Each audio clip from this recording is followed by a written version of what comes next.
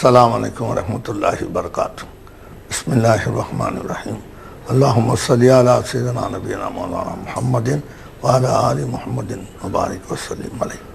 அன்பர்களே, நண்பர்களே, தோழர்களே, தாய்மார்களே, சகோதரர்களே, சகோதரிகளே, மாற்று மத சகோதரர்களே, தொடர்ந்தாற்பா நாம் ரம்ஜானுடைய மாதத்தில் பல விஷயங்களை பேசி கொண்டிருக்கிறோம். அல்லாஹ்வுடைய ஹவுல குவத்தை கொண்டு மனிதர்களுக்கு என்ன அவசியமோ அதையெல்லாம் அல்லாஹ் நமக்கு சொல்லி தந்து விட்டான் நபி அவர்கள் மூலமாக.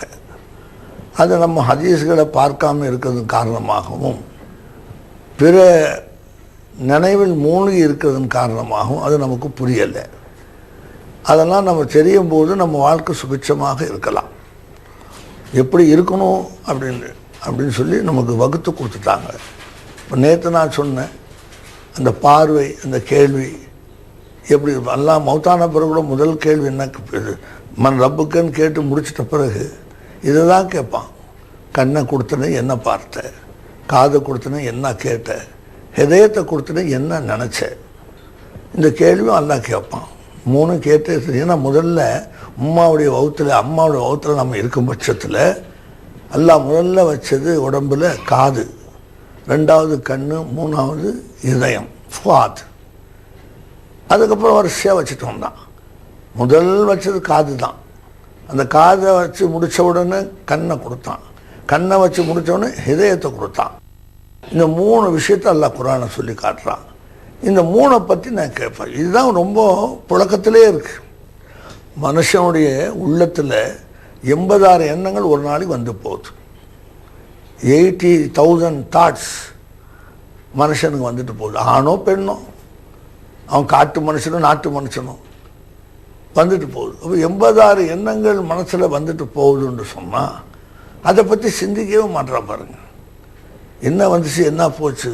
அந்த 80,000 எண்ணங்களில் அல்லாஹ்வை பற்றி ஏதாவது சிந்தனை வந்துச்சா, ரசூலை பற்றி ஏதாவது வந்துச்சா, பெரும் பெரும் ஞானவான்கள், அவுலியாக்கள், ஷேகுமார்கள், முர்ஷிதுகளை பற்றி நினைப்பு வந்துச்சா? வரலையே.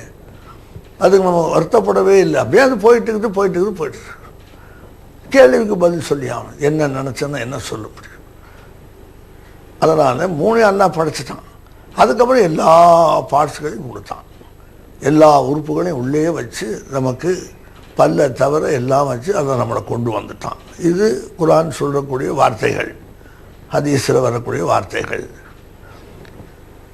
மேலும் சில தாய்மார்கள் கர்ப்பமாக இருக்கும்போது செதஞ்சு போகுது, அபார்ஷன் ஆயிடுது. அதுவும் ஒரு பிள்ளை தான். பெருமானார் சொன்னாங்க ஸல்லல்லாஹு அலைஹி வஸல்லம், அபார்ஷன் ஆயிடுச்சு, அதுவும் உங்கள் குழந்தை தான், அதுவும் உங்களுக்கு நாளைக்கு மறுமையில் சிபார்சு செய்யும். நாங்கள் பெருமானார் ஸல்லல்லாஹு அலைஹி வஸல்லம் ஹதீஸில் வருது.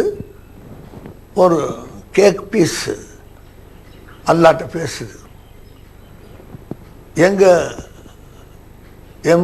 என்னுடைய பேரண்ட்ஸ் எங்கே, என் தாய் தந்தை எங்கே, எங்கள் உம்மா எங்கே, எங்கள் அத்தாங்கன்னு கேட்குது.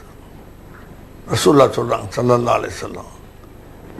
அப்போ அவர்கள், உங்களுடைய பேரண்ட்ஸு பாவம் செஞ்சாங்க, அவங்க நரகத்துக்கு போகிறாங்க. அப்படியா? எங்களை அவங்களோட சேர்த்து நரகத்தில் போட்டுருங்க. நீங்கள் ஒரு பாவம் செய்யலை, உங்களையும் நரகத்தில் போடணும் அல்லாஹ் கேட்குறான். அது சொல்கிறதுக்கு அப்போ அவங்கள கூட்டுவாங்க.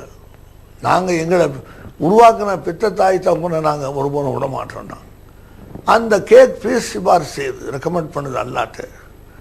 அதனால் செதஞ்சு போனதுக்காக நம்ம கவலைப்பட வேண்டியதில்லை.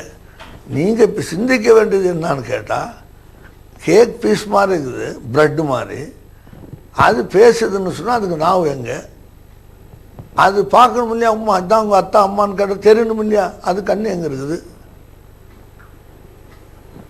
கேட்குது அல்லாஹ் பேசுகிறத, காது எங்கே இருக்குது? இதுவும் ஹதீஸில் வரக்கூடிய விஷயங்கள்.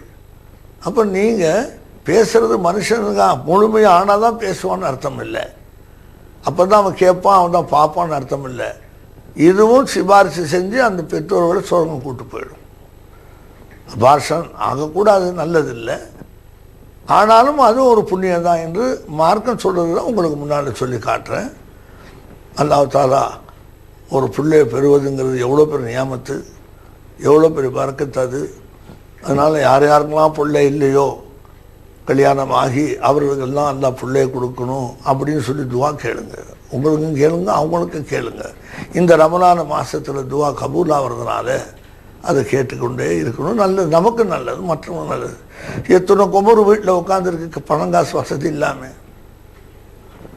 இது கூட அதை கூடன்னு கேட்குறாங்க, மாப்பிள்ளை வீட்டில்னு சொல்லிட்டு வரமாட்டுறாங்க. சில வீட்டில் கேட்கவும் மாட்டுறாங்க. அது ஏழை வீடு, குடிசை வீடு, தாய் தப்பெல்லாம் வீட்டில் இருக்கிறாங்க. அவங்க பட்னி பசி, அங்கே போய் பொண்ணு கேட்டு நமக்கு என்ன ஃபாய்தா அப்படின்னு சொல்லி கல்யாணத்துக்கு அவங்க கேட்டு வர்றதே இல்லை. வசதி வாய்ப்பை பார்க்குறாங்க. அந்த ஏழை குமர்கள் என்ன ஆகும்? அது எப்போ வெளியாகிறது? கட்டாயம் வெளியாக்குவான் அல்ல. ஒரு ஊரில் நான் பார்த்தேன், ஒரு பெரிய கோடீஸ்வரர் தன் மகளை கட்டிக்கிட்டா நிலம் தர்றேங்கிறார். 14 மாவு கொடுக்குறார். அதுக்கு மேலே ஒரு கார் தர்றேன், அதுக்கு மேலே 2 வீலர் ஒன்று உங்களுக்கு தர்றேன், 100 பொன் நகை போடுறேன்னு சொல்லிட்டு பறைசாட்டுறார். யாரும் மாப்பிள்ளை வரல, கடைசி வரைக்கும் வரல, ரொம்ப வருஷம் வரல. அதே ஊரில் விளக்கேற்றத்துக்கு வசதி இல்லாத ஜனங்க, சுருக்கமாக சொன்னான், அவ்வளோ வறுமை ஏழ்மையாக இருக்கக்கூடிய 3 குமரு பிள்ளை வெளியாகுது. இந்த பணக்காரத்தை வந்து அவங்க பெற்றோர்கள் ஏதாவது காசு கொடுத்து வருங்க, ஜக்காத்து காசு பிள்ளை கல்யாணம் பண்ணுறாங்கன்னா கொடுக்குறாரு. ஒரு 10,000 ரூபா 15,000 ரூபா கொடுக்குறாரு. அவங்களுக்கு என்ன முடியுமோ அதை கொடுக்குறாரு. அப்படி 4 பணக்கார்ட்ட வாங்கி அந்த பிள்ளையை கட்டி கொடுத்து பிள்ளை பெற்று வாழுதுங்க. பார்த்தீங்களா? விளக்கேற்ற காசு இல்லாத வீடு. இதெல்லாம் அல்லாவோட புறத்தில் நடக்குது. மனுஷனோட சாமர்த்தியம் இல்லை. பணம் இருக்குது, கார் இருக்குது, பங்களா தரேன், வீடு தரேன், நிலம் தரேன், 2 வீலர் தரேன்னா மாப்பிள்ளை வந்துடுவாங்கன்னா அது அல்லா இல்லாமல் அனுமதி இல்லாமல் அது தூங்க தான் செய்யுது. 27 வயசு 28 வயசு கல்யாணம் பணக்கார பெண்கள் இருக்க தான் செய்கிறாங்க. ஏன்னா அது அல்லா அந்த நேரத்தை கொண்டு வந்து சாட்டணும். அது ஒரு பெரிய பணக்கார வீட்டு பிள்ளை 27 வயசு கல்யாணம் ஆகுது. நம்மகிட்ட சொன்னாங்க. நான் சொன்னேன், லா இலாஹா இல்லல்லா, லா இலாஹா இல்லல்லா ஒரு நாளைக்கு 1000 வாட்டி ஓதுங்க. பெற்ற தாயோ தந்தையோ ஓதுங்க. அந்த கொமர் பொண்ணையும் ஓத சொல்லுங்க. 40 நாள் தான் டைம், அதிகமான டைம்ல 40 நாளுக்குள்ளாக நல்ல மாப்பிள்ளை வந்துடுவான். உடனே அந்த பிள்ளைய ஓதிச்சு பெற்றோனை ஓதுனாங்க. 40 நாளுக்கும் நிச்சயம் ஆச்சு. நிச்சயத்தில் நானும் கலந்துக்கணும். இப்போ 2 பிள்ளை இருக்குது அவங்களுக்கு. ஒரு ஆண் பிள்ளை, ஒரு பெண் பிள்ளை இருக்குது. கல்யாணம் முடிச்சுக்கிட்டாங்க. கல்யாணம் பண்ண ஒரு டாக்டர், ஆர்த்தோ ஸ்பெஷலிஸ்ட். இப்போ நீங்கள் யோசனை பாருங்கள், இவ்வளோ பணம் கொடுக்குறங்கிறது மாப்பிள்ளை வருதுங்க. அதனால் பணம் இருக்கிறதுனால மாப்பிள்ளை வந்துடும். நம்ம பிள்ளைக்கு வாழ்வு வந்து நினைக்காதீங்க. பணம் இல்லாத வறுமை கோட்டில் உள்ளவங்களுடைய பிள்ளையெல்லாம் கல்யாணம் ஆச்சு. அவங்கள்ட்ட காசு வாங்கி எந்த பணக்காரர் பொண்ணை வச்சுட்டு வீட்டில் அழுது கிடக்கிறாரோ மாப்பிள்ளை வரலன்னு அவர் கொடுக்குறார் ஜக்காத்து காசில், அதில் கல்யாணத்தை முடிச்சிடுறாங்க. இதுதான் அல்லாவுடைய வேலை. அவன் கைவசம் மொத்தம் உலகமே இருக்குது. அவன் அந்த அருள் செஞ்சிடறாங்க. ஒன்றுமில்லாத பிள்ளைங்க. இன்னொரு பிள்ளை 32 வயசு ஆயிடுச்சு. தாய்மார்கள் நல்லா கேளுங்க. ஒரு லெட்டருக்கு என் சர்க்காருக்கு எழுதியிருந்தாங்க. என் சர்க்கார்னா லால்பேட்டை பஷீர் மௌலானா அல்லாமா ஷம்சுல் ஆரிஃபின் ஃபைஜி ஷானூரி அவர்கள் என்னோடய குருநாதர். அவங்களுக்கு ஒரு லெட்டர் வச்சு, இன்லேண்ட் லெட்டர். சுமார் ஒரு 17 வருஷம் இருக்கும்னு நினைக்கிறேன். நாங்கள் இது அவங்க கூட உபதேசம் கேட்டுட்டு இருந்தேன். படிச்சுட்டு அழுதாங்க. அழுதுட்டு கண்ணத்தை ஏன்ட்ட கொடுத்தா நான் படித்து எனக்கு அழுக வரல. அந்த உள்ள வேறு இந்த உள்ள வேறு. அதெல்லாம் இலகிய உள்ளங்கள், அல்லாவே மனசில் வச்சு லைத்தவர்கள், நம்ம கண்ட பலாய்களை மனசில் வச்சு சோக்குனவர்கள். எப்படி கண்ணீர் வந்துடும்? அல்லாஹ் குர்ஆனில் சொன்னால் உன்னை அழுவ வச்சால் நான் தான், சிரிக்க வச்சால் தான் நானாம். இப்போ எத்தனோ பேர் அழுகுறாங்க, கண்ணில் தண்ணீருக்கு வர்றதில்லை. எத்தனோ பேர் சிரிக்கிறாங்க, அவர்களுக்கு சிரிப்பு வந்துடுது, சிரிப்பு காட்டுறாங்க. குர்ஆன் என்ன சொல்லுது? உங்களை அழுவ வச்சாலும் நான் தான், உங்களை சிரிக்க வச்சாலும் நான் தான். ஒரு துக்கம் நடந்து போச்சுன்னா கண்ணிலேயும் தண்ணி மன ஊற்றுது. யாரை வந்து பார்க்க வந்து வாய் உளறது, கண்ணில் தண்ணி வந்து. எங்கே தான் இந்த தண்ணி வந்துச்சு? எங்கேருந்து வந்து தண்ணி? எங்கே ஸ்டாக் பண்ணி வச்சுருந்தோம்? அல்ல அவ்வளோ தண்ணி கண்ணில் இருந்தால் என்ன ஆகும் தெரியுங்களா? ஆப்ரேஷன் பண்ணி ஆகணும், எடுத்தாகணும். அது இல்லைன்னா பல பிரச்சனைக்கு ஆளாயிடுவான் மனுஷன். அப்போ அந்த மாதிரி தண்ணி இருக்கக்கூடாது. அதனால் அது வரும்போது தான் வரும். அதை அல்லாஹ் குர்ஆனில் சொல்கிறான். நீங்கள் அழுவ முடியாது, உங்களுக்கு அழுக வராது, உங்களுக்கு கண்ணீர் வராது. உங்களை அழுவ வச்சாலும் உங்களுக்கு கண்ணீரை வெளியாக்கணும் நான் தான். பார்த்தீங்களா? அதே மாதிரி உங்களை ஏழையாக்கினா வச்சாலும் நான் தான், பணக்காரனாகனா நான் தான். இதை பாருங்கள், குர்ஆன் உங்களை பணக்காரன் ஆகிறது நான் தான். நீ என்னமோ வெளிநாட்டுக்கு போன வேலை செஞ்சு சம்பாரித்தேன், திரகத்தில் இவ்வளோ சம்பளம் கொடுத்தாங்க, அதனால் நான் வீடு கட்டினேன், அதெல்லாம் உன்னோட கற்பனை. ஒருத்தர் ஏற்பாடு செஞ்சால் வெளிநாட்டுக்கு போகிறதுக்கு ரொம்ப அவசரமாக ஏற்பாடு செஞ்சார். மெடிக்கலில் ஃபெயில் ஆகிட்டார் இன்டர்வியூவில். என்னன்னு ஹைட்ரோசல் ப்ராப்ளம். அந்த ப்ராப்ளத்தினால நாங்கள் போக முடியாது. உடனே ஊருக்கு வந்தார், ஆஸ்பத்திரிக்கு போனார். அதை சொல்லி டாக்டர்கிட்ட கேட்டார். நீங்கள் ஆப்ரேஷன் பண்ணிட்டாங்க. ஹைட்ரோசல் கொஞ்சம் வேறு வீக்கமாக போச்சு அவருக்கு. மறுபடியும் ஒரு 40 நாள் கழிச்சு போனால் கரெக்டாகிடுச்சு. போகலான்னு சொல்லிட்டாங்க. இப்போ டாக்டருங்க சொன்னாங்க, பத்தியமாக இருங்க, இன்னும் 2 மாதம் இருந்தால் தான் நல்லது. அது இல்லை எனக்கு விசா வந்துருச்சு, நான் போகணுன்ட்டு போயிட்டார். அங்கே போய் இதை மறந்துட்டார். பட்ட இடத்துல படம்னு சொன்ன மாதிரி காலில் ஒரு காயம் தான், அதிலே மறுபடியும் அடிக்குது. அவர் அங்கே போயிட்டார். போய் அவசரமாக மாடி ஏறின உடனே பிரிஞ்சு போச்சு. செப்டிக் ஆகி மௌத்தாயிட்டார். எவ்வளோ அவசரமாக போகிறாரு பாருங்க மௌத்துக்கு. அவருக்கு தெரியுமா நம்ம மௌத்தாக போகணும்னு சொல்லிட்டு துபாயில் போய் வீட்டில் அழுகு கூட்டமாக கிடக்குது. மனுஷன் மையத்தை கூட பார்க்க முடியல. பிள்ளைங்களும் பெஞ்சாரெல்லாம் அர்ஜென்ட்டாக ஓடுறாரு. உங்களுக்கு மௌத்து அப்படி தான் வரும். நீங்கள் தேடுவீங்க, அதை உங்களை அறியாமல் நீங்கள் தேடுவீங்க. வேலைக்கு போகிறேன், சம்பாதிக்க போகிறேன்னு தான் நீ நினச்ச. எனக்கு நல்லா தெரியும், நல்லா சொல்கிறான். அங்கே நீ மௌத்து உனக்கு அங்கே இருக்குது. எத்தனை பேர் அஞ்சில் இப்போ மௌத்தாயிட்டாங்க. மௌத்து ஆகாமல் வந்தது ஒரு கூட்டம் இருக்குது. மௌத்தானவங்க அதுவும் செய்து வரதானே செய்யுது. அப்போது எங்கே மௌத்து வரும் என்று சொன்னால் அது நமக்கு யாருக்கும் தெரியறதில்லை. அப்போ இவர் போய் அங்கே மௌத்தாகிறதுக்காக எவ்வளோ அர்ஜென்ட், எவ்வளோ காசு செலவு பண்ணிட்டார். காசு போச்சு, ஆளே போய் சேர்ந்துட்டார். அதனால தான் நீங்கள் இந்த மாதிரி தருணத்தில் கேட்கணும், யாரெல்லாம் எங்கள் விதியில் மோசமான நிகழ்ச்சி வந்துட்டு எங்களை காப்பாற்றலாம், முக்கத்தரில் தெரியாத மாதிரி இருக்கெல்லாம் எங்களை காப்பாற்று. அதை கேட்குற தருணம் நம்ம தான்.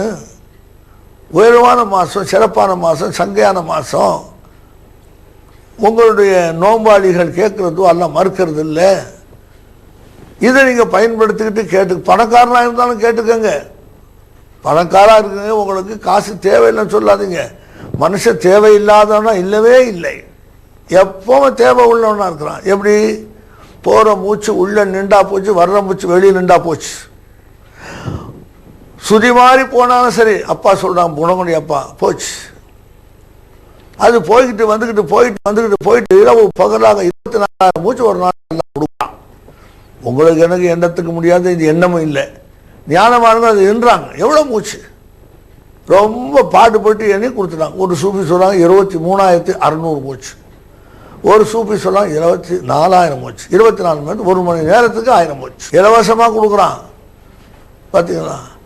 இந்த மூச்சு போய் வரலைன்னாலும் மௌத்து, இந்த மூச்சு வெளியே வந்து உள்ளே போகலைன்னாலும் மௌத்து. இந்த நிலையில் டைனமா கண்டிஷனில், கிரிட்டிக்கல் கண்டிஷனில் மனுஷன் வாழ்ந்து கொண்டிருக்கிறான். அதனால் நம்ம என்ன மாதிரி வாழ்ந்தாலும் நமக்கு தேவை இருக்கு, பார்க்கறது தேவை. இப்போ சக்கரை வியாதிகள்லாம் எச்சரிக்கை கொடுத்துட்டாங்க. ஹார்ட் அட்டாக்கு, கிட்னி ஃபெயிலியரு, கண்ணு போயிடும். இப்போ பார்த்தீங்கன்னா இவ்வளோ பெரிய உறுப்புகளுக்கு என்ன உலகத்தில் வாழ்க்கை இருக்குது? கண்ணு போன பிறகு உலகத்தில் யார் வாழ்வான்? மனைவி பார்க்க முடியுமா? பிள்ளையை பார்க்க முடியுமா? நம்ம கெட்டின வீடை பார்த்து ரசிக்க முடியுமா? உலகத்தை என்ன பார்ப்பீங்க நீங்கள்?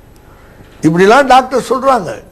அந்த துறையில் உள்ளவங்க படித்தா அவங்க அறிவு, அது சரிதான். மெடிக்கல் கிரவுண்ட் படி தப்புன்னு சொல்ல முடியாது. சும்மா மிரட்ட போகிறாங்க நம்மள. ஆனால் நம்ம பயப்பட வேண்டியதில்லை. எல்லாம் நாடினாலும் போல யாரும் அதை கெடுக்க முடியாது. குருடனையே பார்க்க வச்சிடறான் எல்லாம். அதனால தான் 7 வருஷம் சைனாவில் ஒரு பொம்பளை கோமாவில் கிடந்தாங்க.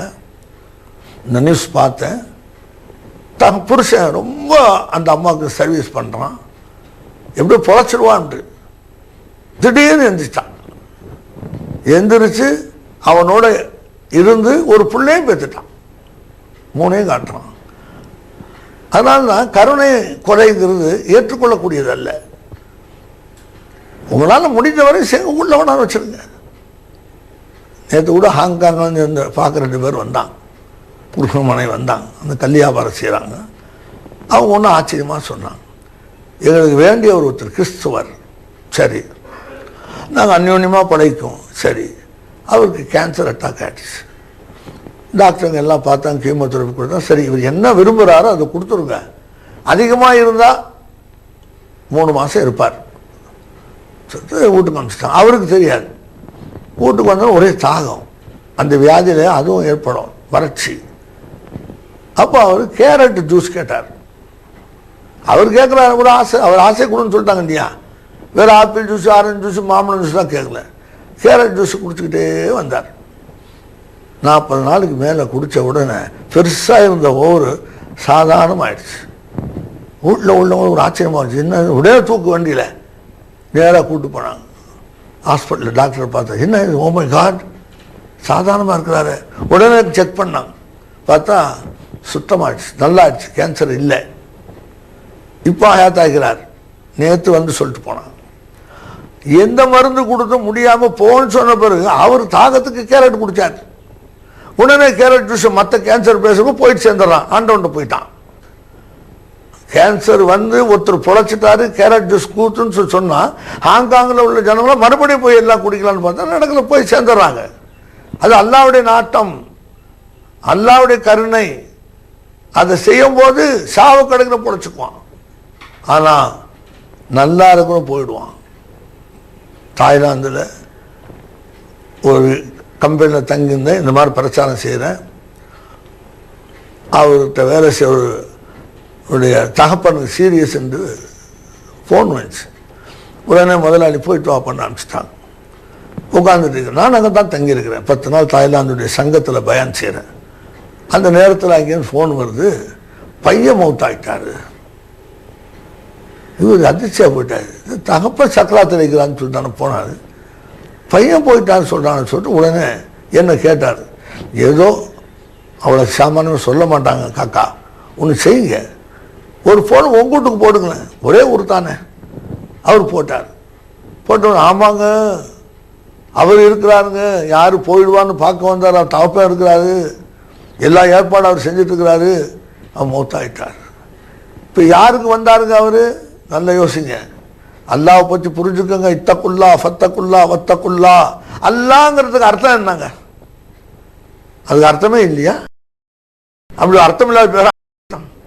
நீங்கள் நல்ல பேர் வாங்கி அர்த்த புருஷன் பேர் வாங்கி ரசூலுல்லாஹ் ஹதீஸை சொல்கிறாங்க. நீங்கள் அல்லான்னு அவனுக்கு அவனே வச்சுக்கிது, யாரும் வைக்கல. ஏன் அல்லான்னு அவனு சொல்லணும்? அல்லான்னா என்ன இருக்கு சொல்லணும்? கடவுள்னு சொன்னால் விளக்கம் இருக்குது, காடுன்னா விளக்கம் இருக்குது, லார்டுன்னா விளக்கம் இருக்குது. கடவுளுக்கு விளக்கம் இருக்கு. கற்பித்தவர், படைத்தவர் அப்படி சொல்லலாம். நீங்கள் இப்போ நம்ம அல்லாவை அவருன்னு சொல்லவே கூடாது, இன்னும் பொண்ணு அவன் தான் சொல்லணும் என்று ஒரு நிலையில் இருக்கக்கூடிய அதுக்கு அர்த்தம். அது இப்போ பேசுறதுக்கு நமக்கு நேரம் இல்லை, இது ரமலான் டாபிக் இது. அப்போ அந்த மாதிரி இருக்கிறதுனால ஒவ்வொன்றையும் அலசி பார்த்து நம்ம அல்லா மேலே ரசூல் மேலே பிரியம் வச்சு நல்லபடியாக ரமலான கதைக்கு அல்லாஹ் கிருபை செய்வானாக. வாஹிர் தாவானா அல்ஹம்துலில்லாஹி ரப்பில் ஆலமீன். அஸ்ஸலாமு அலைக்கும் வரஹ்மத்துல்லாஹி.